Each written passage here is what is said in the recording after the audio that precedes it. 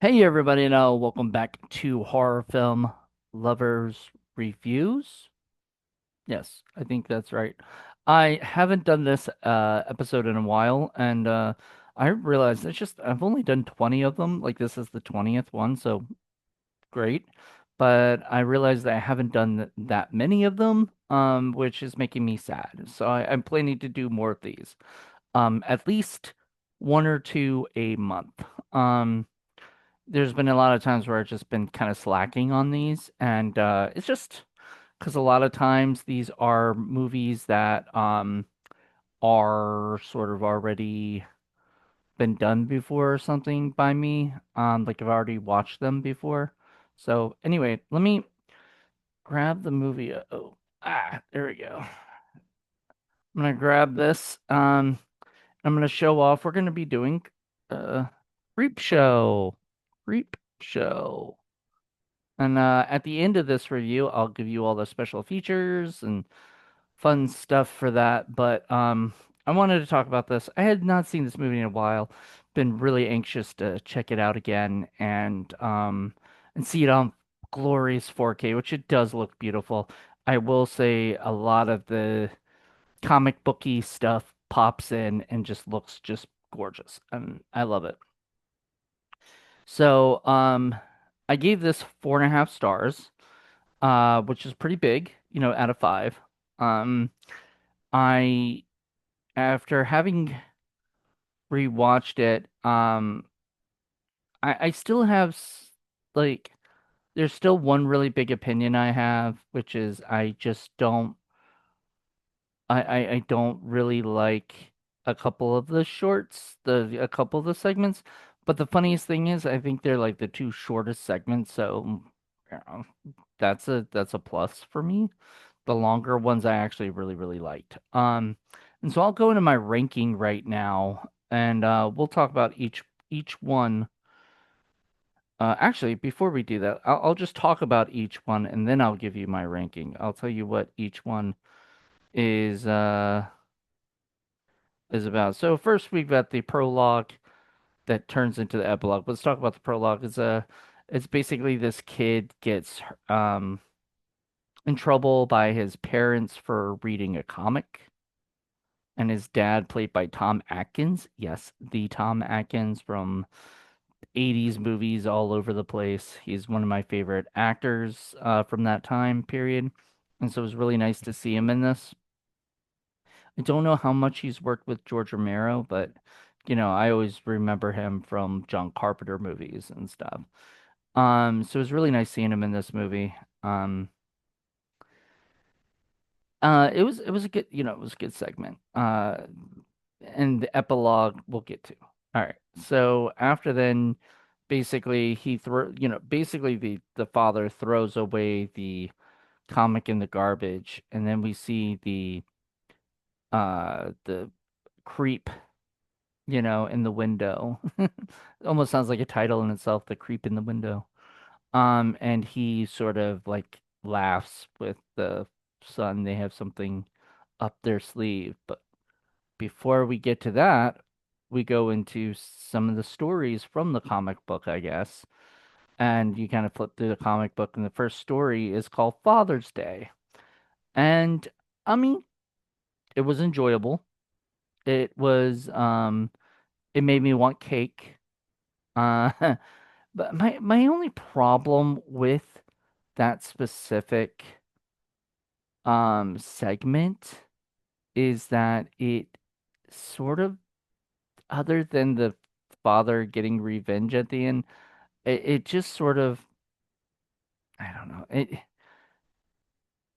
The cool parts are always like the special effects and things, and I really liked what the father looked like at the end, but it's just like, why did he pick that day? There's no specific thing for it. It just happens that they picked that day because he wanted to kill everybody, and then he ends up killing some random guy that not random, but he's like, I guess, dating one of the or getting married or married, I don't know, whatever, to one of the ladies there.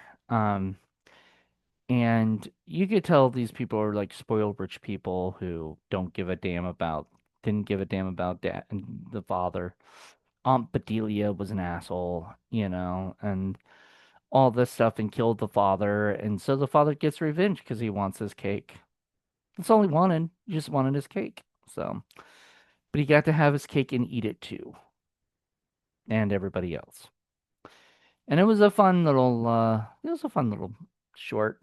Um, I I always kind of view shorts as like, could this have been could this have been a feature film, or could this have just stayed as short? And I would never watch this as a feature film. It's too, I don't think so. I don't think I'd be interested in that. So moving on after that, we get oh God, we get the lonesome death of Jordy Verrill. Which that was one of the shorter ones, and that was one of the ones I didn't really dig that much because I felt like, I mean, Stephen King did a great job by himself, but I just felt like it was sort of boring. It's a guy sees a meteor, he opens it up, cracks it open, and it turns him into like nature, it turns him into like uh grass and stuff and whatever, like things at the end of it. Yeah, I think it would have been more fun if it were like if there were more things happening, more people it was happening to, or he became a tree creature that was running around trying to kill people, something like that. That would have been more fun, but just seeing him as a redneck was interesting, you know. Um, so yeah, I mean, it was okay. Then we've got something to tide you over, which I really really enjoyed that one immensely. Especially because it's got Leslie Nielsen in a very serious role. I'm so used to him being in like Naked Gun and Airplane that you forget that he was once a serious actor before he really did that. Now this is after Airplane and everything, so he went back to being serious. But like, you know, and the whole idea of the short, if you haven't seen it, if you haven't seen any of these, go watch them, please. But basically, he is a jealous husband who finds out his wife is cheating with this man, so he decides to bury them in the sand until the tide comes and kills them, basically. And so I would have, no offense, I would have just had him shoot me. If I knew that that was the plan, was to bury me in the sand and till the tide came over and killed me, and I was not going to be let loose, you know, just kill me, just I don't want to. That's like prolonged suffering. That's But he didn't give. I don't think he really gave them a choice. I mean, he was gonna shoot him if he didn't do the stuff, and I just would have been like, shoot me, or I would have tried to attempt to take the gun from him, do something. Ted Danson was the other guy. He didn't do anything. So, but just seeing those two guys together was awesome, and both of them are known for comedy, and they're doing something very serious and very kind of. And then of course the two women or the couple, who were cheating, they end up becoming zombies and coming after him and then doing the same thing to him. So I guess they got their revenge there, which is, I don't know, pretty decent. All right. So I like that one a lot. Now, my favorite one, so we'll talk about that later. My favorite one is The Crate. And Adrian Barbeau, Hal Holbrook. We had a whole bunch of great people in this one. And I just enjoyed it. It was just fun. That was the most fun, I mean, it's just a monster short. And that's the one I know, like, I would definitely watch that as a feature. Most of these just been shorts that I would have been like, nah. I wouldn't want to watch them as a full feature, but this one I would have. This one had the classic setup where there's a monster in the laboratory kind of thing in the building, and nobody is safe. And then the idea of just getting rid of the person that annoys you the most. I mean, once again, revenge. There's a lot of revenge-ish type stuff, in this. And I like the ending where the monster gets free and you don't know where it's gonna go. So I don't know. It was a lot of fun. I enjoyed it and great cast. I mean, I always love Adrian Barbeau, and once again another John Carpenter actor that's come in here and used as a perfect, you know, perfect actor, perfect character. So I really, really enjoyed that one. And then here's my least favorite. So you'll hear my least favorite is the ending, which is the bug one, which is they're creeping up on you. And the reason it was my least favorite is I don't like anything like look, I kill cockroaches. I do. But I would never, and I guess you can't really do that as much now anyway, but I would never put a whole bunch of bugs into a room just so I can kill them. Like I feel like that's effed up. And you have to find a bug wrangler who wrangles all of these bugs and then you have to kill them. I was not a fan of that. And I know it's just a movie and stuff, but the problem is it's just a movie with real bug killing in it, and I was not a fan. Um, I heard that the actor who portrayed that didn't like all those bugs on him either. Like there's some of those, I mean, those were real bugs. I don't know how many were like fake bugs or anything. So it's just it was just not a fun one for me. And I I don't know. Like I just wasn't a fan, period. So I don't know. Not my kind, not my kind of thing. But hey, if you if you liked it, you thought it was great, you don't like bugs, so you like seeing people kill bugs on screen, that's a thing you need to talk to your therapist about. But me, I have just no interest in that, and I was not a fan. And so I get it, I get it. I'm probably, you know, not not what most people would whatever agree with, but I just that's how I felt. So anyway, so yeah, I'll go to my ranking now. So oh, in the epilogue, basically these two trash men. One was played by Tom Savini. I don't know who the other guy was, but two guys who are basically trash guys. They're just picking up the trash and they see the comic book, and then they realize that one of the things is missing, which is the voodoo doll to buy a voodoo doll. So apparently the kid had sent away for a voodoo doll and used it against his father at the end, and to get his revenge. And once again, revenge. Revenge seems to be the common theme in these things, except for the Stephen King one he was in. I don't think that had any revenge. And the bugs got revenge, I guess, at the end of the book one. But like, I don't know. There's a lot of revenge type stuff in it and everything. Um, but I really enjoyed it. Enjoyed rewatching. Like I said, I give it a 4.5, even with the ones that I wasn't entirely fans of. I still really enjoyed this. So let's go through them, starting with my number six one. But basically I called the epilogue and the prologue together, and I kept it with this. So my number six is they're creeping up on you. Bug violence kills the fun. Pun totally intended. Mean spirited without irony or heart, and effective but not enjoyable watch for myself. So I even forgot about it until I started rewatching. I was like, ew, didn't really dig that. Number five, The Lonesome Death of Jordy Verrill. Goofy and weird by design. Not great, but still more enjoyable than the Bug movie. I get the intention, even if it doesn't fully work for me. Uh, Father's Day is number four. Father's Day. Classic EC Comics energy, campy, messy, enjoyable. Feels like old school horror fun. Yeah, I enjoyed it. Number three was the prologue slash epilogue. I really enjoyed that. Great framing device, perfect comic book tone. I love the comic book stuff. The ending is satisfying and fun. It does exactly what it's supposed to do and sticks the landing. I enjoyed it. Number two, something to tide you over. Um, to me, it's the strongest story. Creepy, poetic, and mean in a clever way. Serious without being unpleasant. that's the difference than like the bug one or a couple other ones. Like it was mean-spirited but fun.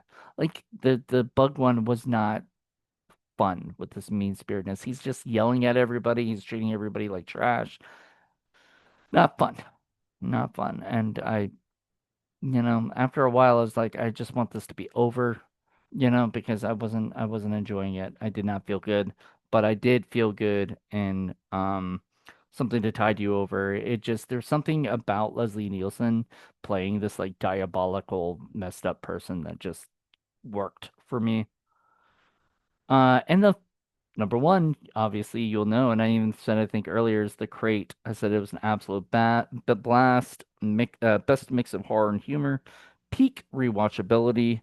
Um, this is the segment that I'd show someone to sell them on this. If I were like, hey, watch this episode, like this segment, if you want to see if you're not sure if you want to see it, watch this segment. I guarantee you'll want to watch the rest. So yeah, those were my takes on it. So I watched the 4K and it did look beautiful, did look gorgeous. If you look at that, it's got a whole ton of extras. I'm gonna read them aloud to you. I don't care. If you don't want to hear this, you can, whatever. It's got a 4K scan from the original camera negative. It's got, wait a minute. Interesting. This is interesting because it's got all the audio commentaries on disc one, but this two said it's got all these other things on it. Okay. Okay. I think that the 4K disc had stuff that it's not saying it had. Um, but I'm gonna go into the stuff. So extras are audio commentary with director of photography Michael Gornick, audio commentary with composer, first assistant director John Harrison, and construction coordinator Ed Fontaine, and audio commentary with George A. Romero and special makeup effects artist Tom Savini, moderated by Michael Felsher, who's did a lot of the like behind the scenes interviews. So the disc 2 Blu-ray had all those. And okay, I'll tell you that it did have um so it did have a couple of these things, a couple of these extras on the 4K. They had a bunch of stills and different like behind the scenes stuff and things, like behind the scenes stills and everything. And they had these three or four things that they had. They had the colors of Creepshow, a look at the restoration of Creepshow with Michael Gornick, Into the Mix, an interview with sound re-recordist Chris Jenkins, Mondo Macabre, a look at Creepshow posters with Mondo's co-founder Johnson and gallery events planner Josh Curry. Collecting Creepshow, a look at the original props and collectibles with collector Dave Burian. Um, and then it's also got a round Terror in the Three Rivers, a roundtable discussion. These are on only on the Blu-ray. This was not on the 4K. A roundtable discussion with actors John Amplis, Tom Atkins, and Marty Schiff, and Tom Savini. The comic book look interview with costume designer Barbara Anderson, ripped from the pages interview with animator Rick Catazone. Um, Horror's Hollow Grounds, a look at the original locations hosted by Sean Clark. He remembers me as the interview guy because I've interviewed him a few times and stuff. So every time I see him, he's like, "Oh, it's the interview guy." Um, Audio interviews, deleted scenes, theatrical trailers, TV spots, radio spots, vintage making of featurette, and still galleries. So a few of those were on the 4K, but mostly are on like a lot of the extra features are on the Blu-ray. So you get a Blu-ray and you know, and a 4K together, which is nice. And I Love it. So I'm happy to have this. I will say I was looking at some of the features. I do want to listen to the commentaries and stuff at some point. I was looking at the ones I looked at for sure was the Mondo Macabre one, which I had no real interest in once I realized what it was. And collecting Creepshow, I had no interest. Like, it was a guy who collect all Tom Savini and all, I think like George A. Romero stuff. So there's a lot of like Creepshow stuff in there, I'm sure. I got bored. I was like, this dude's collection. All right, cool. Like, I mean, it would be the same as if I have a bunch of Ed Wood stuff, and I don't think somebody would be like, hey, do you want to talk about how you collected this and now it's destroyed? Like nobody cares. I mean, I don't think. So it was a weird featurette to have about one guy who collects all this stuff. But hey, look, not my, you know, the rest of the special features are awesome. A lot of them are awesome. That's just not what I'm into when it comes to, watching these things and looking at the special features. I do love the audio commentaries. They have three of them. I'm sure they give me each one gives me a different insight into the making of the shorts and segments and stuff. So I was happy. Um, like I said, it's a great set. It's 4K, so it looks beautiful. I mean, I don't think there's anything wrong with it. I did not realize those Warner Brothers. That's awesome. Um, the Scream Factory put it out. Just wonderful. Just my my other only problem with the movie, and I'm going to say this last. This will be last. But it's 2 hours long, and I to me a lot of these like um now I can't say anything because I know when we put out Scary Story Slumber Party Volume 2, it's going to be longer than my last one. That's just because one of them's longer, of a short that we're putting out. But aside from that, man, it's great. It looks fantastic. I loved Creepshow. So, be on the lookout. I will be doing Creepshow 2 next, I think, because I got both of them recently through my Blu-ray Hunter stuff. So, just get ready for that. So there's Creepshow and Creepshow 2, and I want to review both of them. I want to rewatch them and whatnot. So this was fun. This is a good one. I can't wait. I know Creepshow 2 wasn't nearly as good as Creepshow 1, and people are like, "What about Creepshow 3?" And I'm like, "Well, I haven't released that on 4K, but if they do, I would probably get it." It'd be funny because it would probably be through like Vinegar Syndrome. So you have Scream Factory, Arrow, Vinegar Syndrome, all putting out different different things. Because I don't think Arrow will put out Creepshow 3. I don't think anybody really will because that's not a good movie from what I hear. I haven't seen it, so that's hearsay. But a lot of people have said it's allegedly not very good. Um, but there was a problem. Like some guy was able to get the rights to it because all that stuff. So I don't know. Not my circus, not my monkeys. I don't care. Like I said, if it came out, I'm a completionist. I would buy it. Probably wouldn't buy it right when it comes out because it'll be expensive. But if I could find it for cheap, like $20, I'll get it. It's pretty much what I found Creepshow 2 or Creepshow 1. Creepshow 2 I got from the Barnes and Noble Arrow sale, 50% off sale. So I was like, well, here's the thing. I bought Creepshow 2 and then I was kind of upset because I've always said I don't want to get Creepshow 2 until I get Creepshow 1. So I had to buy Creepshow 1 on Prime, Amazon Prime. Hmm. Luckily, it was only like 20 bucks, and so picked it up and decided this will be what we review. And like I said, I liked it. I enjoyed it. I don't know how long Creepshow 2 is, if it's just as long, but we'll see.